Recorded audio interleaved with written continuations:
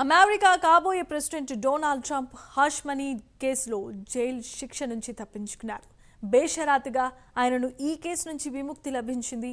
కాగా మరో 10 రోజుల్లో అమెరికా ప్రెసిడెంట్గా ప్రమాణ స్వీకారం చేయబోతున్న ట్రంప్కు ఇది భారీ ఊరట అని చెప్పుకోవచ్చు. లేదంటే ఒక మాజీ ప్రెసిడెంట్ లేదా సిట్టింగ్ ప్రెసిడెంట్ కోర్టులో క్రిమినల్ ఛార్జీలు ఎదుర్కొని ఒకవేళ శిక్ష పడితే జైలుకు వెళ్లాల్సిన పరిస్థితి ఏర్పడేది. కాగా హ్యాష్ మనీ కేసులో జడ్జి జువాన్ మెర్చంట్ బేషరతుగా క్రిమినల్ కేసు నుంచి విముక్తిని కలిగించారు. జడ్జి రూలింగ్తో ట్రంప్కు ఎలాంటి జైలు శిక్ష కానీ జరిమానా కానీ పడకుండా ప్రస్తుతం నిర్దోషిగా బయటపడ్డారు. ప్రత్యేక కథనంలో ట్రంప్ హష్ మనీ గురించి మరింత సమాచారం తెలుసుకుందాం.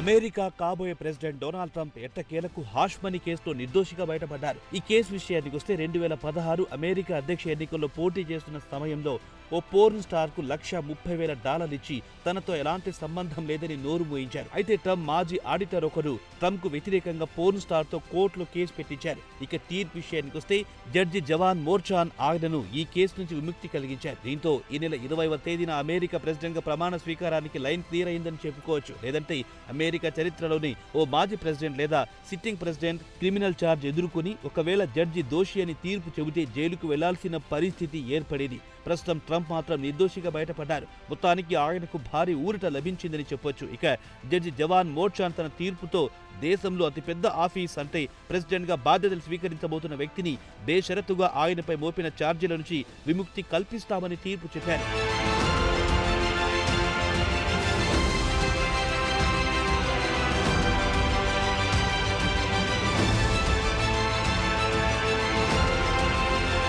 అయితే ఇక్కడ జడ్జి చేసిన కొన్ని వ్యాఖ్యలపై అమెరికాలోని మాజీ జడ్జీలు న్యాయమూర్తులు విస్మయం వ్యక్తం చేస్తున్నారు. ఇలాంటి తీర్పు ఎక్కడ చూడలేదంటున్నారు రిటైర్డ్ న్యూయార్క్ ట్రయల్ జడ్జి జిల్లా కన్వైజర్. ఇలాంటి తీవ్రమైన అభియోగాలు మోపబడిన వ్యక్తి నిర్దోషిగా ఎలా తీర్పిస్తారని ఆశ్చర్యం వ్యక్తం చేశారు.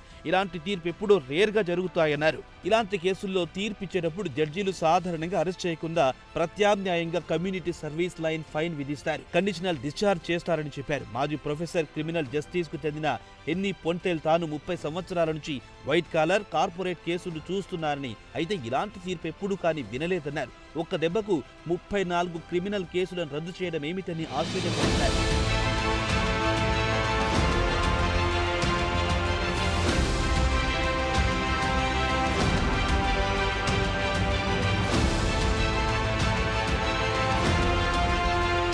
అయితే ట్రంప్ మరో 10 రోజులు ప్రెసిడెంట్ గా ప్రమాణ స్వీకారం చేయబోతున్నారు. అతనికి చిన్న శిక్ష విధించాలన్న సమయం లేకపోవడంతో జడ్జి జైలుకు పంపకుండా ఇతర ఆప్షన్స్ చూసుంటారు. అయితే తన వద్ద ఉన్న ఆప్షన్స్ అన్ని చూసి తీర్పు ఇచ్చి ఉండవచ్చునని మాజీ జడ్జీలు అభిప్రాయపడుతున్నారు. అయితే మరికొందరు న్యాయ నిపుణులు మాత్రం ట్రంప్ పూర్తిగా ఈ కేసు నుంచి బయటపడలేదంటున్నారు.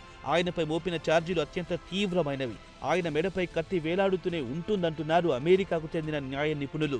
ఇదిలా ఉండగా ట్రంప్ శిక్ష నుంచి తప్పించుకోవడానికి కేసు కొట్టివేయాలని అమెరికా సుప్రీంకోర్టుకు అప్పీల్ చేసుకున్నాడు. అయితే అత్యున్నత న్యాయస్థానం ఆయన విన్నపాన్ని తిరస్కరించింది.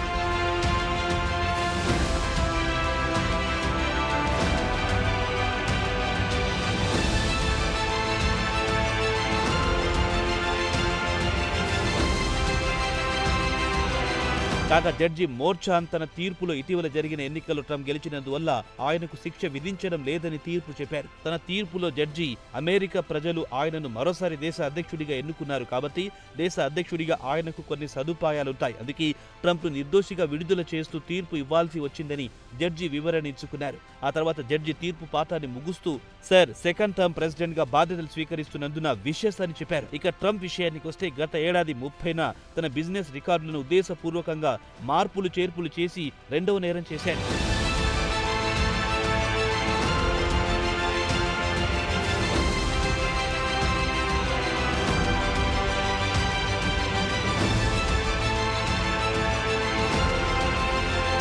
ఇక కేసుల విషయానికి వస్తే ఉద్దేశపూర్వకంగా కేసులో ఇరికిస్తున్నారని ట్రంప్ ఆవేదన వ్యక్తం చేశారు. రాజకీయ కక్షతో తనను టార్గెట్ చేశారని పలుమార్లు ప్రకటనలు ఇచ్చారు. కాగా ట్రంప్ ప్రకటన విషయానికి వస్తే జడ్జి జవాన్ మోర్చానిచ్చిన గాగ్ ఆర్డర్ను ట్రంప్ పలుమార్లు ఉల్లంఘించారు. కాగా ట్రంప్ పలుమార్లు బహిరంగంగానే ప్రకటనలు ఇవ్వడంతో కోర్టు ధిక్కార నేరం కింద ట్రంప్కు జరిమానా కూడా విధించారు. అయితే జడ్జి మోర్చాన్ మాత్రం ట్రంప్పై భారీ ఎత్తున జరిమానాలు విధించకుండా వదిలేశారు. ఉదాహరణకు ఆయనకు జైలు శిక్ష వేసే అవకాశం ఉన్న వేయలేదు. ఆయనపై సానుభూతి చూపించారు. తర్వాత జరిగిన ట్రయల్స్లో ఈ విషయం రుజువైంది కూడా.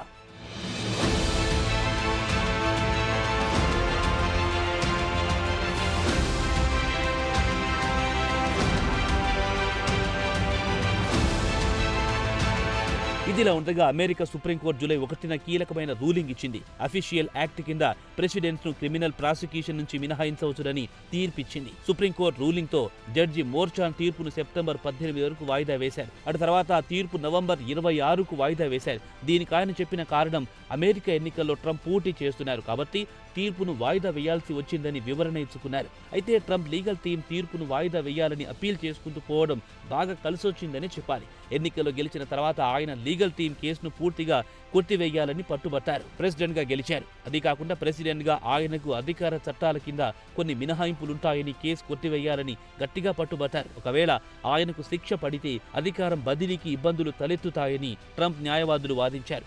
ఎట్టకేలకు ఈ నెల 3న జడ్జి మోర్చాన్ ట్రంప్కు వ్యతిరేకంగా చట్టబద్ధంగా శిక్ష విధించమని ఆయనపై కేసులను రద్దు చేస్తామని ప్రకటించారు. తుది తీర్పును ఈ నెల 10న ప్రకటిస్తామన్నారు. ఈ నెల 10వ తేదీన ట్రంప్పై ఉన్న కేసులన్నీ కొట్టివేసి ఆయన నిర్దోషిగా ప్రకటించారు జడ్జ్. ట్రంప్కు విముక్తి లభించింది.